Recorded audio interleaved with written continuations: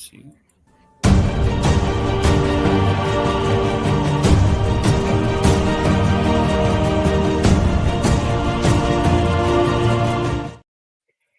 Hello and welcome to a special MindShare TV Sneak Peek podcast. I'm your host, Robert Martellacci, Chair of the 16th Canadian EdTech AI Summit and founder of MindShare Learning Media. Today, I'm thrilled to be joined by a global force in educational innovation, Jennifer Womble, Program Chair of the Future of Education Technology Conference.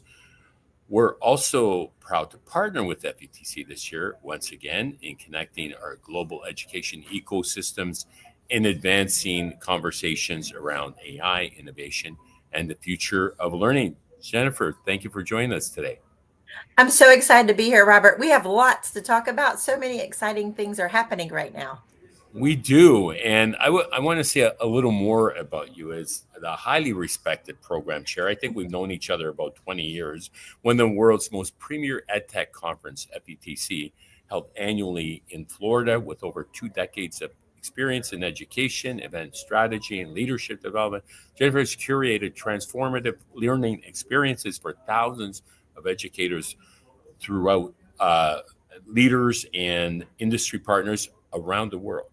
Yes. Her work centers on bridging global innovation and real-world education outcomes through immersive programming, inclusive conversations, and strategic partnerships.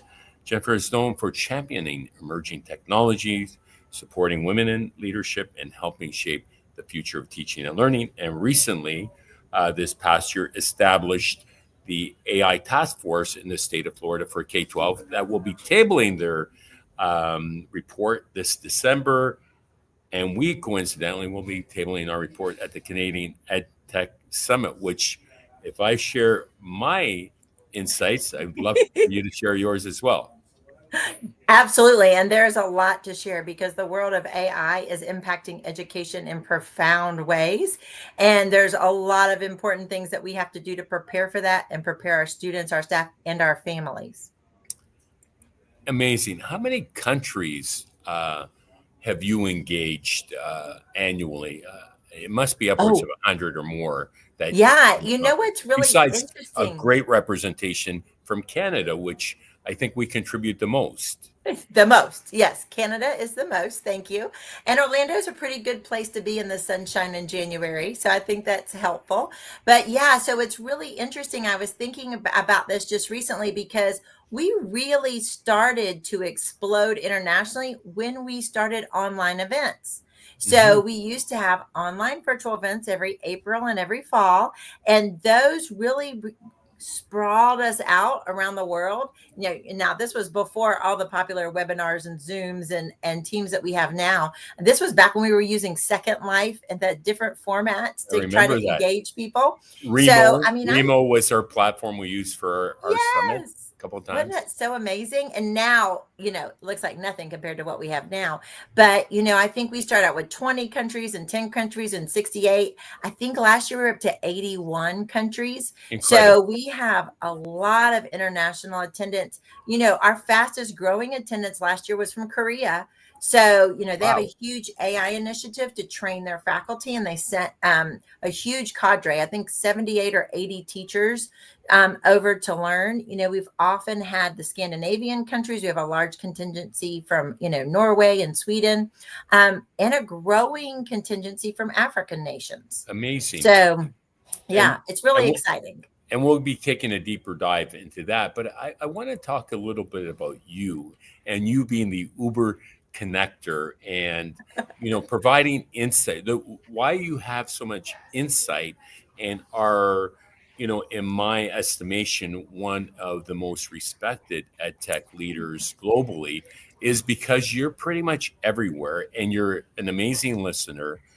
I can call you a great friend as well, a mentor. And we partnered for many, many years. And you being where, you know, that notion of social learning, like your conference, like our conference, like meeting Jerry Seinfeld on my way to graduation at Pepperdine in a parking lot in Malibu, and telling him that we watched his movie documentary Comedian from a learning theories perspective. And that's how he and his comedian buddies created content by chewing the fat, sitting together, not Right. unlike our Can-Am events and all the social events that you host around FETC as well as our summit. Talk to me about how important it is. You know, the theme around our summit is around human connection. It's about Yes. human-centered sustainable learning, that human connection, as we experienced recently in Chicago Yes. for our good friend Kathy Hurley's Kathy Hurley. big birthday. Absolutely. We all know that learning is relational, and we learn best in environments that are positive, that are inspiring with curiosity, and also human connection. We know that students learn best when there is a caring teacher in the classroom, regardless of what EdTech is there. So we know those foundational things, but as adults, we also learn best in environments where it's positive and we feel authentic and there's trust. So I just had this conversation with Dr. Barbara Mullen from upstate New York. She's a Mm-hmm. superintendent, and she said, I find the most innovative ideas when I leave my district. Because when I leave my district and the stress of leading a district falls off of me, Mm, I'm able to listen to other people and hear their ideas and then transform them back into how I could leverage them in my own space for my own students and parents. So what's really interesting is I really was listening to her thinking, that's the truth. It's when we can get out of our day-to-day role sometimes and have an experience where we're listening and taking in innovative ideas. That's the only time you can really kind of reformulate what you can do in your own situation and build strategy. So I will say, district leaders are often telling us they need to leave their own yes. centers in order to get more innovation, to see what's out there, to see what's possible, and then to redesign what's best for their district when they get back. And the same thing is true with us. And you're right. I do spend time going to events, really listening, trying to understand what's out there. But I think we both do a lot of online reading with research Mhm. and white papers and what's going out. And right now, it's hard to keep up day to day. I mean, it can Yes. be overwhelming with the updates from, just AI and the research that's coming out and student learning and behavior. So it is a lot to take in, but that which is learned as pleasure is never forgotten. So when we create environments where people are curious and eager to learn, they'll take that back and transform school districts. Well, fascinating. Thank you for that. And when I look at the highest performing school districts and top leadership, they're out there, to your point, they're out there coming to FETC, coming to the Canadian EdTech Summit, sharing. That's And when right. you're sharing, you are learning. It's a This is very true. a reciprocal partnership, if you will. Mhm. And I've often thought, how do we scale great work? There's a lot of districts doing amazing things in their district, but it might just be impacting a few thousand students. But how do we take those great innovative projects and scale them to other areas? How do we get other districts, other countries to know about what is working? The conferences allow us to share those ideas, and then people can help with each other build them together, and then we all flourish more. So, really, a lot of times these conferences are places where we incubate innovation, we kind of stir it up, right? But then also, our goal is to scale it. Our goal is to improve teaching and learning across many different factors and have bigger impact after the event is over.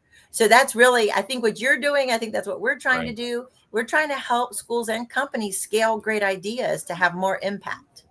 Well said. And we're kicking off our summit with the fireside chat that is going to definitely, set the stage for a day and a half of learning. And we've got a great lineup of presenters there, and so it's really about giving an international lens. So we have with us that will be welcoming our guests on the second day, on the main day. We've got Ollie from Finland. So Ollie Valo, who is formerly of the Finnish education department, is now with UNICEF and their EdTech office. So he's the global lead on the Global Learning Innovation Hub. That's So right. we're looking forward to having him speak about what's their effort in helping organize EdTechs around the compliance and equity and inclusion and data privacy and certification. So they're looking at a global certification Wow. around AI. Yeah, and they've K-12. definitely been the first in the world to offer guidelines for Right. schools and assistance and policy. And sometimes it's hard to be first. So I think he's going to have some great stories to tell about what it's like to go first and trying to create guidelines, what their lessons have learned, and then also to measure the impact of AI on learning in this environment. So he's going to be an exceptional speaker. Yes, we're really excited about that. And so how are the EdTech conferences like FETC and the Canadian EdTech Summit evolving to reflect the realities of AI integration in K-20 education? I was asked yesterday on the podcast, what was it like back in the .com era, and how does it relate to today? And there was some parallels around the excitement and the proliferation of startups, but similar but very different. And how are you seeing it? How are you evolving FETC to stay relevant? I know you have an advisory board that keeps you on point and provides you with the insight around the latest trends and through your travels. So you finalize the featured speakers, I understand. Yes. So I think one thing that we do is we evolve as our culture is evolving. So we have been changing just in time with what's happening in the complete environment. So right now, there's nothing in our lives of daily lives that's not being impacted by AI. So we need to cultivate those conversations at the event too. We know there's a lot of things happening right now with how do we engage students? How do we make learning relevant? So that's happening in day-to-day life. So we're bringing that into that conversation into our conference as well.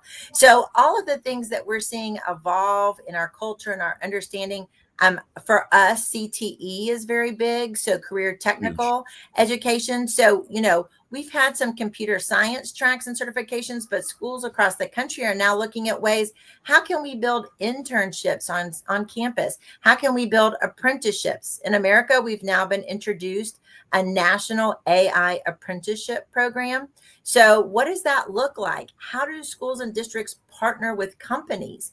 So, now you can see a conference is a place to facilitate building partnerships between ed tech companies and school districts to think about ways that they can prepare students to take these jobs on, to build partnerships for the future. So we're definitely keying in on how do we create better partnerships. So one of the things that we're doing at FETC is we're really trying to help attendees learn how to talk to partners. We do expo hall tours. We have our featured speakers. Often we'll walk the halls with attendees and show them and really direct instruct.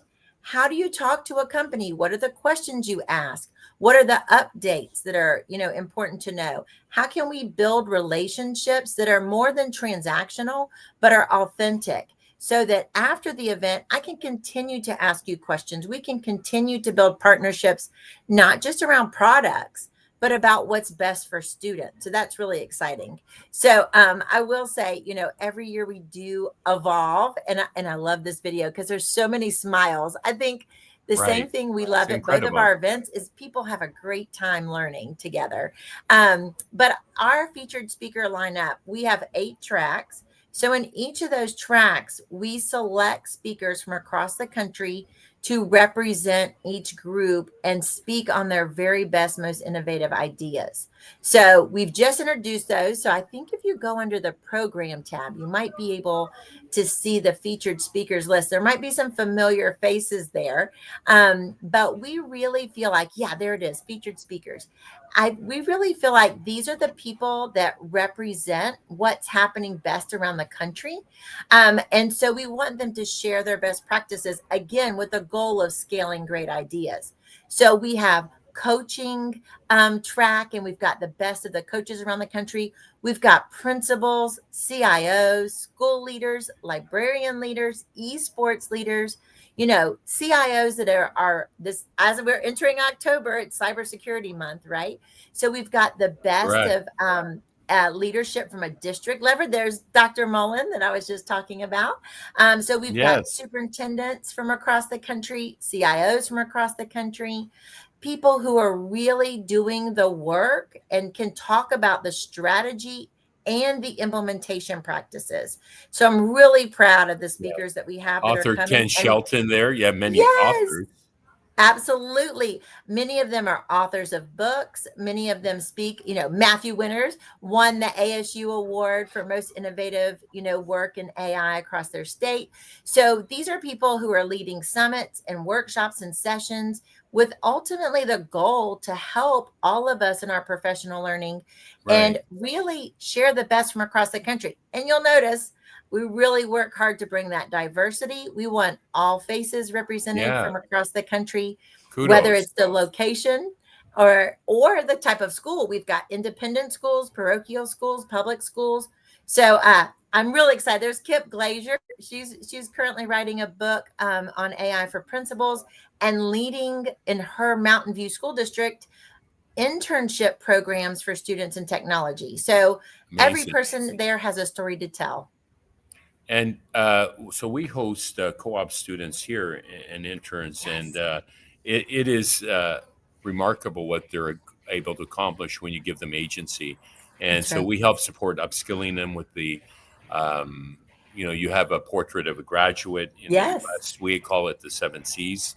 And then, they are mentored by me and my colleagues. And, they contribute to what we yes, do from an entrepreneurial perspective, running an innovation center, as that's well right. as publishing our EdTech reports, social media, multitasking, project Mhm. management. So when they go back to school, they have the skills to Skills, really up their game, right? And right? and work efficiently and work leveraging AI in a responsible way. We teach them how to That's right. use AI responsibly. But yeah, I'm just going through here. You've got a number of pavilions as well. Safe. I love the way you Yes, break it into sections. So you've got yes. safety and security. Safety I and recall security, which seeing in that last America year. is a priority. We've got to protect every child, and there's a Cybersecurity lot of amazing pavilion, technology. startup, Yep. Our esports. It startup really for makes Pitch it Fest, easier esports. to kind of Oh, navigate the exhibit floor when you have these pavilion sections. sections. I'm super excited about this immersive technology pavilion. So this Mhm. is all of the AR, VR, XR. And in addition to that, we've scaffolded experiences so they can actually experience in this learning lab environment and theater. But also on the second floor, we're going to have a virtual reality classroom. So every single session that you Wow. attend is in a VR headset, every single one. So if you come to Oh, learn cool. how to teach math, you're Cool. going to learn it in virtual reality. If you come to learn how to teach ELA or English language arts, you're going to do it in a headset. So we actually have in Florida the first and only virtual reality school where every single course at their school in Optima Academy is taught in virtual reality. So their teachers have volunteered to teach all of our attendees what it's like to learn in virtual reality. So I'm really excited about that. Talk to me about CTE and the growth. It's gaining traction here. I'm talking more about it. In the past, we've referred to it as skilled trades, but Yeah. it's bigger than that. It's career Yeah. tech education. My brother-in-law is an aerospace engineer. He Mhm. doesn't fit into that skilled trades bucket, right? So That's much right. as CTE. So it's about being relevant and branding because parents and kids get turned off if you're calling it skilled trades.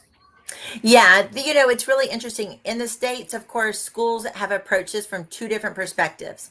There's either a perspective of there's a pathway system. So Right. schools can design pathways like a STEM pathway. So that would be where our Mhm. engineers and astronauts and doctors, there could be pathways for, nursing and medical. There are pathways for especially all kinds of different kind of airplane repair and automotive repair and HVAC, which is huge, heating and air conditioning. So Right. there's lots of different technical pathways. And so a school can have a design pathway within a school. Or what we see in many districts is they have centers.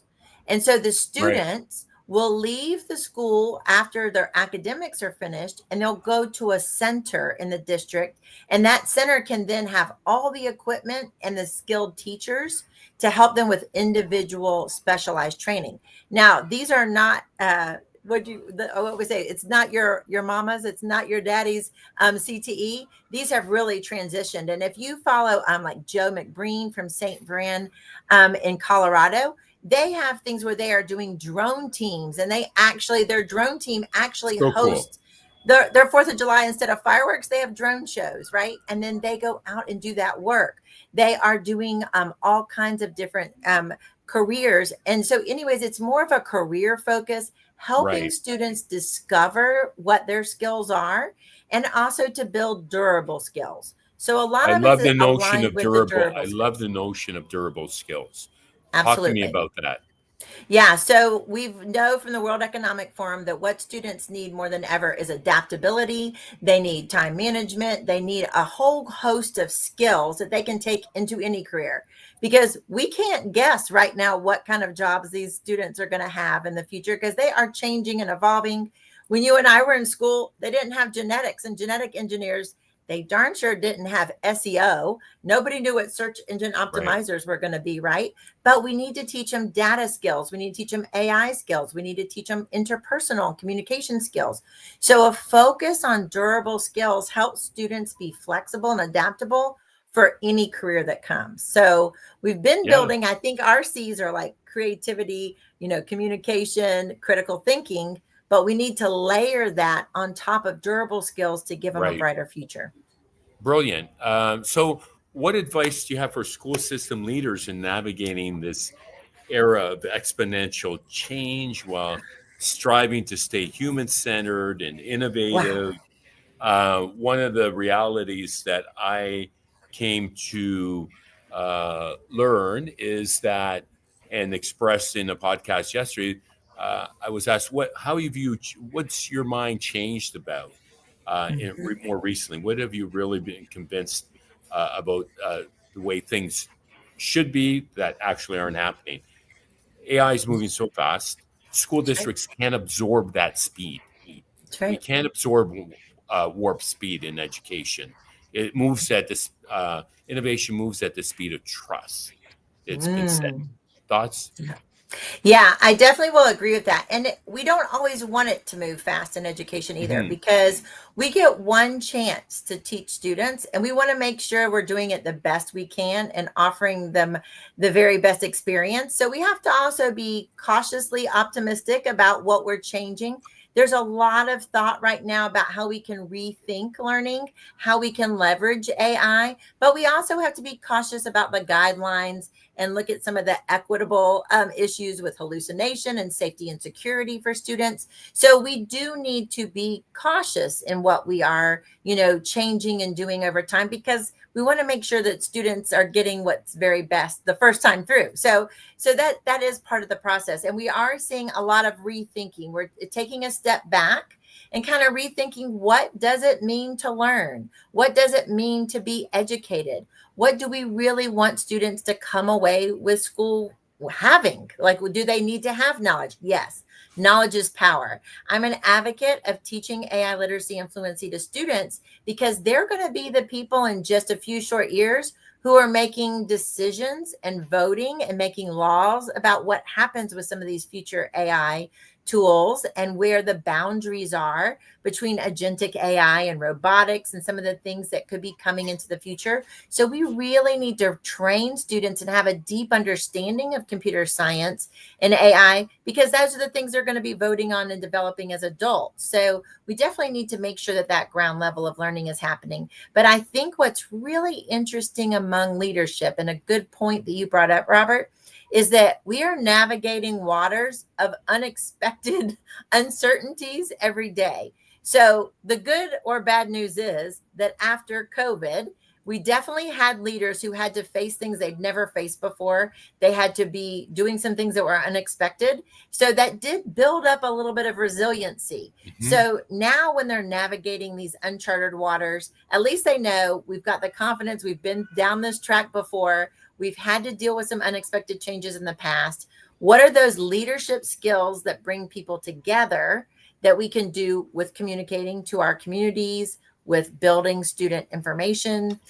So I think we've built some of our communities a little bit stronger to be resilient, but there are definitely a lot of challenges. They are navigating a lot of moving pieces that are changing every day. We didn't know. I mean, look at all of the things that are happening with deep fakes. So how are schools preparing for Absolutely. that? We go to make a parent phone call. Are we really talking to the parent? Who are we really interviewing said. when we're talking to different people, right? So there's some new issues that we're having to really think about. But I'm hoping that our experience of the past 5 years is really building teams that are supportive, building networks. And I'll tell you, the most serious thing we have to do is build leadership pipelines. We Yes. really need to be building pipelines of leadership to fill the leadership voids. And mentorship, right? It's Yes. there seems to be quite a vacuum right now with the mass retirements of us Yeah. baby boomers, and no, I would put mine. I don't want to make that assumption I'm because on the I'm on the cusp of that. yeah, you don't qualify. Okay, so sorry, you don't qualify. You're too young. But I could say that and about myself. And there's mass retirements happening, so Mhm. we need that succession planning. That's We right. need that mentorship happening. So let's pivot into. We're so excited to have you as a speaker on the closing keynote panel at Yes. the Canadian Tech AI Summit, October 29th and 30th. You're going to be synthesizing the day and a half of mass learning and most up-to-date information on AI. What message or insight are you hoping to share with our audience without giving all your trade secrets Yeah. away? Well, definitely not. And I love a closing keynote because it is a reflection piece. And really, my favorite part of any event is really the reflection of taking all the pieces of kind of pieces of the puzzle, the pieces we've been building together, this great content that you've put together, and all these different blocks are like building blocks. And then they put together some new ideas. So a conference is really building all those pieces together. So the closing keynote is a chance to put everything together, put your house in order, and then take that back to when you go home and really employ it. So what I'm really hoping that we're going to be doing is talking and synthesizing all the things that we've been talking about the next 2 days, those few days, and putting them together into how do we make a plan? Where do we go from here? Now that you've got this latest information, what can you do with that? What strategies do you need to have in place when you get back to employ AI and really make the most of it, to leverage it, whether it's for improving wellness in your staff because you're going to take some load off of them, whether it's helping students be more creative by teaching them different tools that could really embrace their creativity, whether it is taking the time to communicate with parents in new and interesting ways with multiple languages and translation tools. So we could take each of those pieces that AI bring to the table, but let's really talk about the strategy to employ them when you get back to your district and how that's going to impact education, especially in the area of assessment and the student evidence of learning. I think that's the biggest area where we really need to concentrate so that teachers feel more comfortable that it's not cheating. It's more about process and Right. product and having those kind of conversations. And also, how do we embrace it in a way that's safe?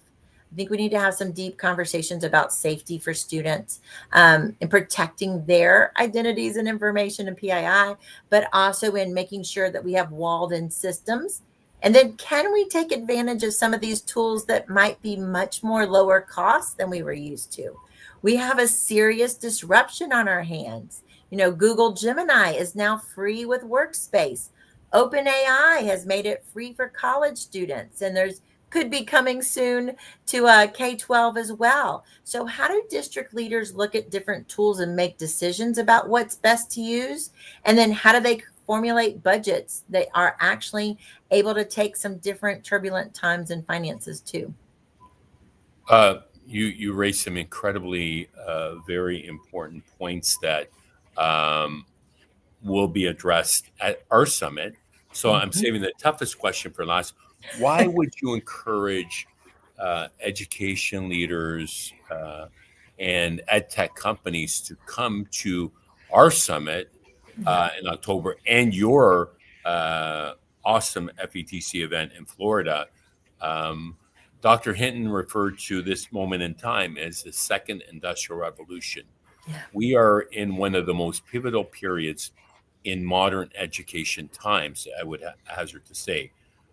Please share your thoughts on why this is going to be unparalleled this coming year and the events that are forthcoming with yours and ours. Absolutely. I think this is a unique opportunity for learning from each other. We need to be in this space together, learning what's happening. Israel was the first country to give every single child an AI tutor. So, what can we learn from them, right? Beijing requires 6 hours of AI training for every student. What can we learn from them? What's happening around the world? Our students are now part of a global community.